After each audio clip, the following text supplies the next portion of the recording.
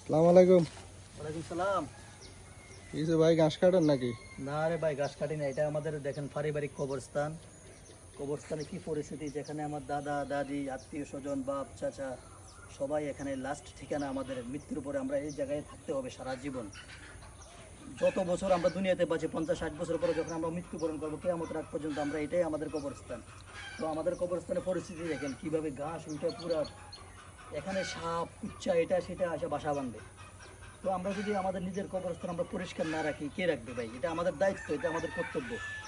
তো আমি উদ্যোগ নিলাম, এটা আমার দেখে ভালো লাগে নাই। আমি আমার কবরস্থান, দাদার কবরস্থান, সবাই যে এখানে আমি মৃত্যু হলো আমার এখানে কবর হবে, তো আমার কবরটা আমি পরিষ্কার করার জন্য এখানে আসছি ভাই।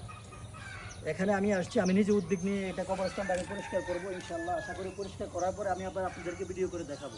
ভাই আমরা কি একটু পরিষ্কার করে দিতে পারি? হ্যাঁ পরিষ্কার করেন ভাই, আপনারা পরিষ্কার করেন, পুরো ক্লিন করেন। আমি আপনাদেরকে সমস্যা নেই, আমার পকেট থেকে আমি যতটুকু করা লাগে আমি করবো, যত টাকা যায় কোনো সমস্যা নেই। আপনারা সুন্দরভাবে একদম পরিষ্কার করে ক্লিন করে রাখবেন। পরিষ্কার করার পরে আমি আবার আপনাদেরকে দেখাবো কেমন দেখা যায় তখন কবরস্থানটা। ওকে ভাই।